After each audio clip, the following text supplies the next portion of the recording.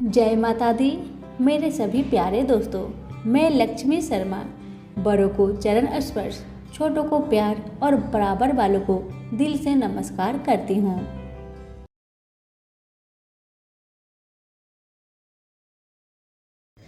आज की कथा में आप सभी सुनेंगे जेठ महीने की दूसरे शनिवार की व्रत कथा। शनिवार व्रत रखने और शनिवार की कथा सुनने से जीवन में आने वाले प्रकोप से बचा जा सकता है। ऐसा कहा जाता है कि साढ़े साती और ढैया से मुक्ति पाने के लिए भी शनिवार का व्रत करना और कथा सुनना चाहिए। शनिवार का व्रत रखने और कथा सुनने से नौकरी और व्यापार में भी सफलता मिलती है और जीवन में हमेशा सुख, समृद्धि और मान सम्मान बना रहता है। तो सभी प्रेम से बोलिए शनि महाराज की जय हो। कथा को पूरा जरूर सुनिएगा और दूसरों को भी शेयर कीजिएगा। एक बार शनि देव की पत्नी संतान प्राप्ति की इच्छा मन में लिए पति के पास पहुंची, लेकिन शनिदेव भगवान श्री कृष्ण की आराधना में लीन थे। पत्नी के लाख जतन के बाद भी शनिदेव का ध्यान भंग नहीं हुआ। ये देखकर शनिदेव की पत्नी को क्रोध आ गया और उन्होंने अपने ही पति को श्राप दे दिया। उन्होंने श्राप देते हुए कहा कि आज के बाद जिस पर भी शनि की नजर पड़ेगी वो तबाह हो जाएगा। तपस्या समाप्त होने के बाद शनिदेव ने जब पत्नी की तरफ न देखने के कारण बताया तो उन्हें अपनी गलती का एहसास हुआ। उनकी पत्नी को लगा कि उन्होंने बेवजह अपने ही पति को श्राप दे दिया। हालांकि पत्नी के पास श्राप को वापस लेने की शक्ति नहीं थी। बस उसी दिन से शनि अपना सिर नीचे करके चलने लगे, क्योंकि वो नहीं चाहते थे कि उनकी नज़र किसी के विनाश का वजह बने। सभी प्रेम से बोलिए शनि महाराज की जय। एक ब्राह्मण को सपने में नीली घोड़ी पर नीले कपड़े पहने एक आदमी दिखाई देता है और कहता है, हे ब्राह्मण देवता, मैं तेरे लगूंगा। ब्राह्मण घबरा कर उठ गया। अगले दिन यही सपना उसे फिर आता है। यह सपना उसे रोज आने लगा। वह परेशान हो गया और चिंता के मारे दुबला होने लगा। उसकी पत्नी ने कारण पूछा तो उसने सपने के बारे में बताया। ब्राह्मणी बोली, वे अवश्य ही शनि महाराज होंगे। अब की बार देखे तो कहना लग जाओ, पर सवा पहर से ज्यादा मत लगना। उस दिन सपना आने पर ब्राह्मण ने कहा, लग जाओ, पर कितने समय के लिए लगोगे? शनि जी बोले, 7.5 वर्ष का लगूंगा। ब्राह्मण ने कहा, क्षमा करे शनि जी, इतना भारी तो मुझसे झेला नहीं जाएगा। तब शनि जी बोले, तो 5 वर्ष का लग जाऊंगा। ब्राह्मण बोला, यह भी मेरे लिए ज्यादा है। शनि जी बोले, 2.5 साल का लग जाओ। ब्राह्मण ने मना किया तो शनि जी कहने लगे, सवा पहर का तो लगूंगा ही, इतना तो कोढ़ी कलंगी भिखारी के भी लग जाता हूँ। तब ब्राह्मण ने कहा, ठीक है। ब्राह्मण को सवा पहर की शनि की दशा लग गई। ब्राह्मण ने नींद से जाकर ब्राह्मणी से कहा, मेरी सवा पहर शनि की दशा लग गई है, इसलिए मैं जंगल में जाकर यह समय बिताऊंगा। मेरे लिए खाने पीने का सामान बांध दे। मेरे पीछे से किसी से लड़ाई झगड़ा ना हो, इसका ध्यान रखना। ज्यादातर घर में ही रहना, बच्चों का भी ध्यान रखना। इस सवा पहर के समय में कोई गाली भी दे तो चुपचाप सुन लेना, बहस मत करना। यह सब समझाकर ब्राह्मण जंगल में चला गया। जंगल में ब्राह्मण एक पीपल के पेड़ के नीचे बैठ गया और हनुमान जी का पाठ करने लगा। एक पहर बीत गया। ब्राह्मण ने सोचा बाकी बचा समय रास्ते में बीत जाएगा, इसलिए वहां से चल दिया। रास्ते में एक बाड़ी में मतीरे लगे देखे। माली से एक मतीरा खरीदा, पोटली में बांधा और आगे बढ़ा। आगे एक आदमी मिला जो असल में शनिदेव थे। ब्राह्मण से पूछा, पोटली में क्या है? उसने कहा, मतीरा है। शनिदेव बोले, दिखाओ। ब्राह्मण ने पोटली खोली। उसमें राजकुमार का कटा हुआ खून से लथपथ सिर दिख। शनिदेव ब्राह्मण को राजा के पास ले गए और कहा कि इस ब्राह्मण ने राजकुमार की हत्या कर दी है। इसके पास पोटली में राजकुमार का सिर है। राजा ने कहा, मैं यह नहीं देख सकता, इस ब्राह्मण को सूली पर चढ़ा दो। राजा के यहाँ हाहाकार मच गया। ब्राह्मण को सूली पर चढ़ाने से पहले पूछा गया कि उसकी कोई आखिरी इच्छा हो तो बताए। ब्राह्मण ने सोचा किसी तरह 1.25 पहर पूरा करना होगा। उसने कहा वह रोज बालाजी की कथा सुनता है। मरने से पहले अंतिम बार बालाजी की कथा सुनना चाहता हूँ। ब्राह्मण को कथा सुनाने का प्रबंध किया गया। कथा कहते कहते 1.25 पहर पूरा हो गया। शनि की दशा टलते ही राजकुमार शिकार खेर कर लौटता हुआ दिखाई दिया। राजकुमार को आता देख राजा बहुत खुश हुआ, लेकिन उसे निर्दोष ब्राह्मण की हत्या का दोष लगने का डर सताने लगा। उसने तुरंत घुड़सवार सैनिकों को ब्राह्मण को आदर सहित ले आने के लिए भेजा। ब्राह्मण राज दरबार में आया तो राजा ने क्षमा मांगी और पोटली दिखाने के लिए कहा। पोटली खोली तो उसमें मदिरा था। राजा ने इन सब के बारे में पूछा तो ब्राह्मण ने बताया, मुझे 1.25 पहर की शनिचर की दशा लगी थी, इस कारण यह सब तमाशा हुआ। राजा ने पूछा, यह दशा कैसे टलती है? ब्राह्मण बोला, राजा, ये सेठ के लगे तो काला हाथी या काला घोड़ा दान करे, गरीब के लगे तो पीपल की पूजा करे तब बोले, साचा शनिचर कहिए, जाके पाव सदा ही पड़िए। शनि की कहानी सुने, तिल का तेल और काला उड़द दान करे, काले कुत्ते को तेल से चूपर कर रोटी खिलाए तो शनिचर की दशा उतर जाती है। राजा ने उसे मदिरा वापस दे दिया। घर आकर ब्राह्मण ने मदिरा काटा तो उसके बीज की जगह हीरे मोती निकले। ब्राह्मणी ने पूछा, यह कहाँ से लाए? आप तो कह रहे थे शनि की दशा लगी है।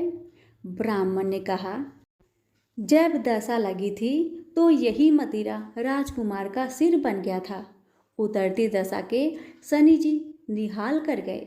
हे शनि देवता, जैसे ब्राह्मण के शनि की दशा लगी वैसे किसी के ना लगे, निहाल सबको करे। प्रेम से बोलिए, शनि महाराज की जय हो। एक समय स्वर्गलोक में सबसे बड़ा कौन कि प्रश्न पर 9 ग्रह में वाद विवाद हो गया।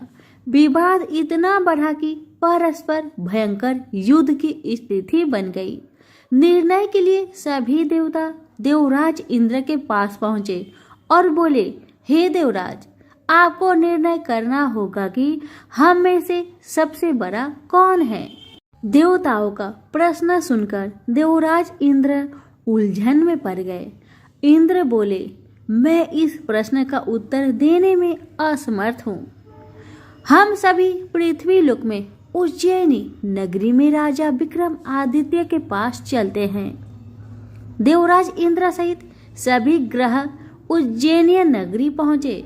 महल में पहुंचकर जब देवताओं ने उनसे अपना प्रश्न पूछा तो राजा विक्रमादित्य भी कुछ देर के लिए परेशान हो उठे, क्योंकि सभी देवता अपनी अपनी शक्तियों के कारण महान थे।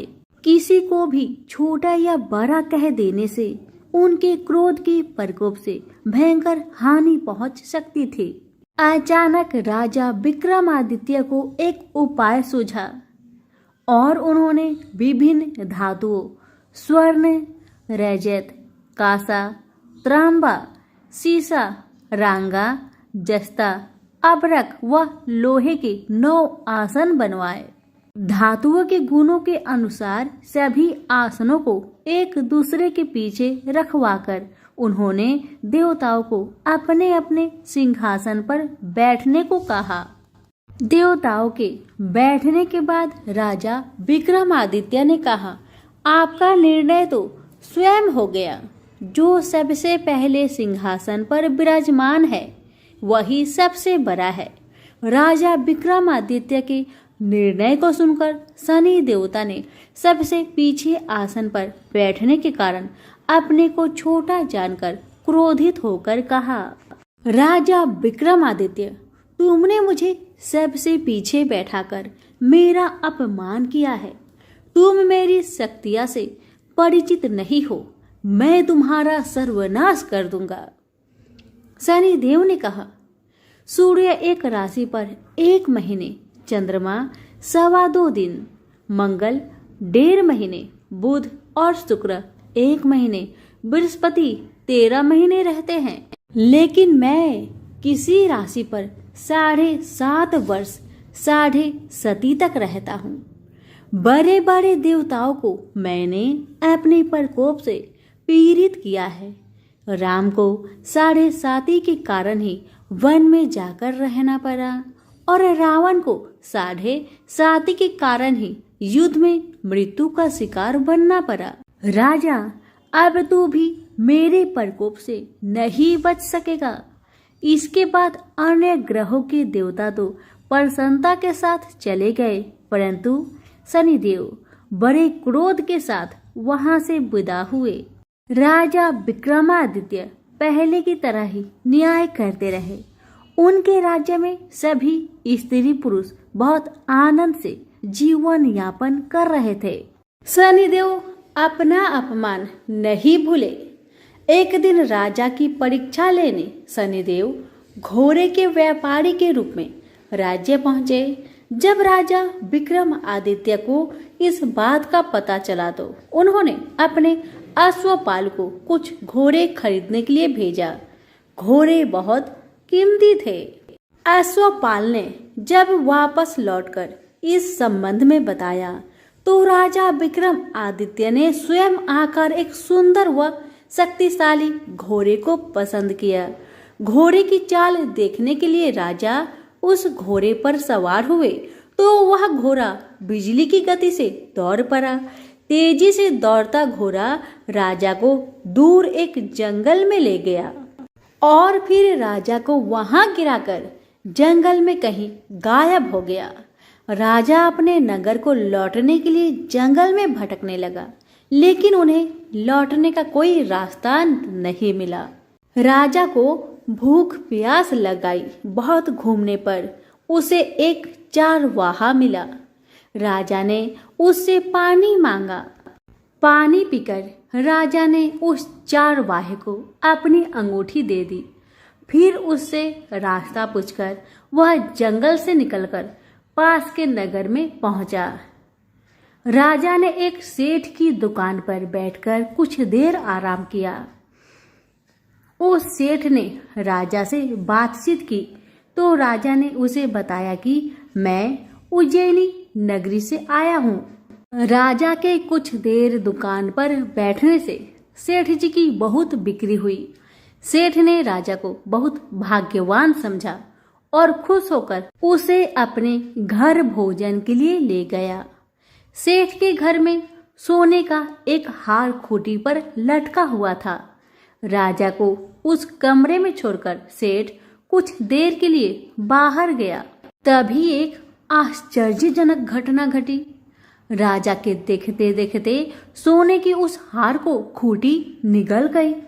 सेठ ने कमरे में लौटकर हार को गायब देखा तो चोरी का संदेह राजा पर ही किया, क्योंकि उस कमरे में राजा ही अकेला बैठा था। सेठ ने अपने नौकरों से कहा कि इस परदेसी को रस्सियों से बांधकर नगर के राजा के पास ले चलो। राजा ने विक्रमादित्य से हार के बारे में पूछा तो उसने बताया कि उसके देखते ही देखते खूंटी ने हार को निगल लिया था। इस पर राजा ने क्रोधित होकर चोरी करने के अपराध में विक्रमादित्य के हाथ पांव काटने का आदेश दे दिया। राजा विक्रमादित्य के हाथ पांव काटकर उसे नगर की सड़क पर छोड़ दिया गया। कुछ दिन बाद एक तेली उसे उठाकर अपने घर ले गया और उसे अपने कोल्हू पर बैठा दिया। राजा आवाज देकर बैलों को हाँकता रहता। इस तरह तेली का बैल चलता रहा और राजा को भोजन मिलता रहा। शनि के प्रकोप की 7.5 पूरी होने पर वर्षा ऋतु प्रारंभ हुई। राजा विक्रमादित्य एक रात मेघ मल्हार गा रहा था कि तभी नगर के राजा की लड़की राजकुमारी मोहिनी रथ पर सवार उस तेली के घर के पास से गुजरी। उसने मेघ मल्हार सुना तो उसे बहुत अच्छा लगा और दासी को भेजकर गाने वाले को बुला लाने को कहा। दासी ने लौटकर राजकुमारी को अपंग राजा के बारे में सब कुछ बता दिया। राजकुमारी उसके मेघ मल्हार से बहुत मोहित हुई, अतः उसने सब कुछ जानकर भी अपंग राजा से विवाह करने का निश्चय कर लिया। राजकुमारी ने अपने माता पिता से जब यह बात कही तो वह हैरान रह गए। रानी ने मोहिनी को समझाया, बेटी तेरे भाग्य में तो किसी राजा की रानी होना लिखा है, फिर तू उस अपंग से विवाह करके अपने पांव पर कुल्हाड़ी क्यों मार रही हो।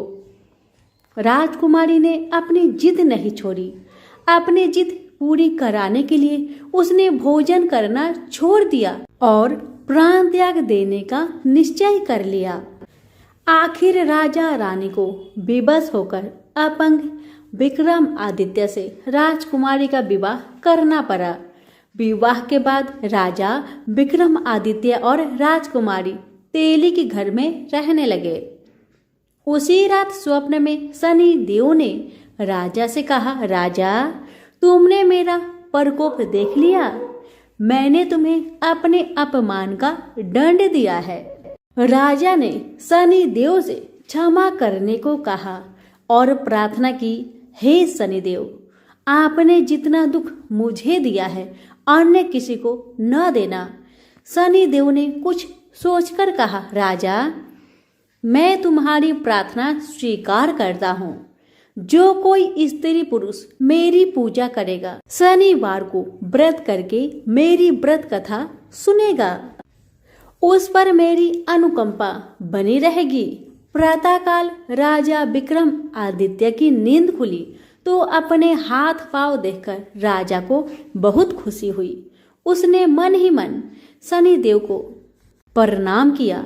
राजकुमारी भी राजा के हाथ पांव सही सलामत देखकर आश्चर्य में डूब गई। तब राजा विक्रमादित्य ने अपना परिचय देते हुए शनिदेव के प्रकोप की सारी कहानी सुनाई। सेठ को जब इस बात का पता चला तो दौड़ता हुआ तेली के घर पहुंचा और राजा के चरणों में गिरकर क्षमा मांगने लगा। राजा ने उसे क्षमा कर दिया क्योंकि यह सब तो शनिदेव का प्रकोप के कारण ही हुआ था। सेठ राजा को अपने घर ले गया और उसे भोजन कराया। भोजन करते समय वहां एक आश्चर्यजनक घटना घटी। सबके देखते देखते उस खूंटी ने हार उगल दिया। सेठ जी ने अपनी बेटी का विवाह भी राजा के साथ कर दिया और बहुत से स्वर्ण आभूषण धन आदि देकर राजा को विदा किया। राजा विक्रमादित्य राजकुमारी मोहिनी और सेठ की बेटी के साथ उज्जैनी पहुंचे तो नगर वासियों ने हर्ष से उनका स्वागत किया।